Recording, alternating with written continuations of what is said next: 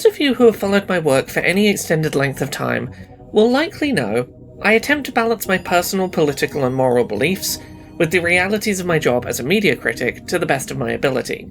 Perhaps the most obvious example of this over the past 5 years has been my relationship to coverage of Ubisoft's video game releases. Stories of abuse by upper management of the day-to-day staff at Ubisoft Studios came to light in the summer of 2020, and while things seemingly improved in some parts of the company, staff at many Ubisoft studios reported again in 2021 and 2022 that things had not meaningfully improved for them in the years since the abuse scandal came to light. As such, as a general rule of thumb, I chose not to play or cover Ubisoft's game releases going forward until such time as there was evidence that the culture of executive abuse of workers at the company had improved. But, as some of you will know, I've made exceptions to my no Ubisoft game coverage rule from time to time, perhaps once a year or so over the past couple of years. My work primarily focuses on covering accessibility in games at this point, and it's hard to deny that Ubisoft as a publisher is driving forward accessibility in important ways. They occasionally have game releases that are so innovative in the accessibility space that I would be doing a disservice to my coverage of accessibility in the gaming space if I did not discuss the things that they were achieving. In those instances, my approach thus far has been to cover those games from a perspective narrowly focused on the accessibility aspects that I want to praise, while starting my coverage with a couple of paragraphs of context explaining the reasons why I usually do not cover their titles. My view is that generally speaking, I can avoid this one company's games without a huge hit to my overall ability to do my job as a media critic, and navigate exceptions by ensuring that if I provide their games coverage, I do so in the context of reminding people of the topics that, for me, were the reasons to personally avoid supporting their titles. Last week, I'd been gearing up to play South of Midnight on stream. I stayed up late finishing my previous stream game, Like a Dragon Pirate Yakuza in Hawaii, so I could stream South of Midnight on the first night it was publicly available. I'd been excited to make space to cover the game, and was personally really excited to play it. I was then made aware, a few hours before that stream, that the BDS, Boycott, Divestment and Sanctions non-profit, which has been curating a list of boycott targets for those wishing to support Palestine and put economic pressure on businesses supporting Israel during their ongoing genocide of the people of Gaza, had called for a consumer boycott of Microsoft and, in particular, their Xbox brand. I have, to the best of my ability, been following the BDS consumer boycott list for some time now. Generally, I think the group does good work in explaining why they choose the priority boycott targets that they choose, what they aim to achieve from a specific boycott, and what methods they want to see people enact to work toward those aims. Of the multiple groups working to arrange pro-Palestine boycotts, their work feels the most consistent in its approach. In this case, the reporting backing the decision to boycott Microsoft seems solid, and well-reasoned. To simplify a complex topic, a January 2025 joint report by The Guardian, Israeli-Palestinian publication Plus 972 magazine, and Hebrew-language outlet Local Call, with additional reporting from Dropsite News, Microsoft has been actively deepening its relationship with the IDF, or Israeli Defense Force, in the months since October 2023. In particular, claims are made regarding Microsoft's Azure cloud technology and artificial intelligence products being used by the IDF in the bombardment and invasion of Gaza. According to Dropsite, two former Microsoft employees, Abder Mohammed and Hassam Nasser, have been instrumental in driving BDS's call for a boycott of Microsoft's gaming offerings.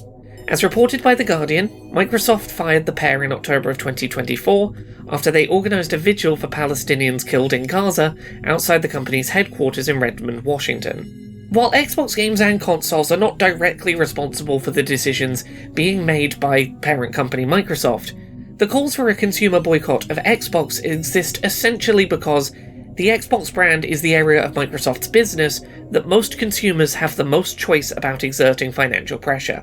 Actions like cancelling a Game Pass subscription, avoiding purchasing Xbox-published games, and purchasing multi-platform games on alternative platforms are places that the average consumer can exercise choice to boycott, where things like use of Microsoft Teams, Windows operating systems, or Microsoft Office products may be more difficult to arrange for people made to use these products on work machines. The logic for the targeted boycott is sound, and I understand the reasons they have decided to ask for a boycott of the gaming part of the business. And so, I cancelled my planned South of Midnight stream. I took the night off rather than stream something else. I'd sort of set my heart on that particular game and took the weekend to sit with my thoughts on this matter. I want to remain consistent in my political beliefs, even when doing so is difficult to align with my career goals. I want to be someone who does the right thing, even when doing so is hard. Right now, here is where I stand. I plan to stand in solidarity with the BDS's decision to designate Microsoft, and by association Xbox, a priority target for consumer boycott. I want to make an effort to stand in solidarity with that, which means, for the time being, I do not plan to stream, play, or review any Xbox-exclusive new releases going forward while this boycott remains in effect. There are work obligations I have already either recorded or signed paperwork for that I can't navigate around. I will ask people to be understanding of those projects as they release and understand the context in which they occurred. There may be Xbox games in the future that are so notable for accessibility reasons that I cannot reasonably avoid covering them in my capacity as someone whose job it is to report on accessibility in video games. There will be news stories that I need to cover. Xbox are frequently on the front lines of accessibility improvements in the industry, even outside of their games themselves. I will aim to cover these news stories with the same degree of upfront context that I currently provide Ubisoft games in the rare instances that I cover them. I know it's not a perfect solution to navigating the boycott, but it's the best approach I currently have. This will inevitably mean turning down future work opportunities. I will do my best to navigate that impact as best I can. With this all said, I want to be honest and acknowledge that I am imperfect in my navigation of this boycott and boycotts more broadly. I know because I was put to the test this past weekend, and recognised a place where I would struggle to be consistent in my boycott response.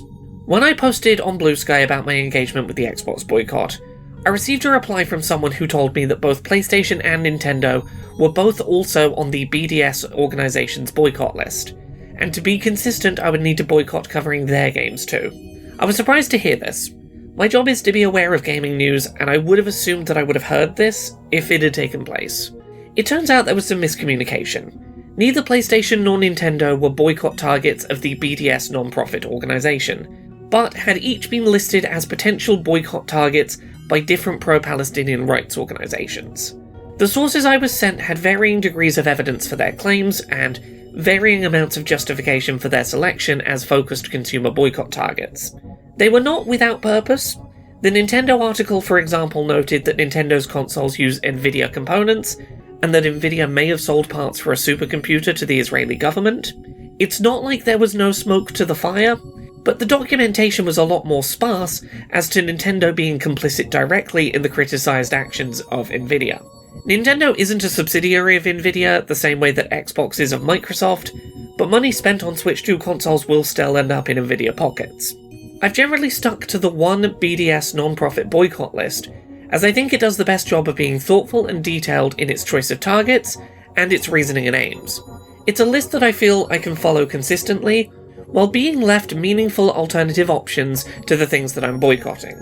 Their target selections are made to maximise impact while not being a "you have no options left" boycott.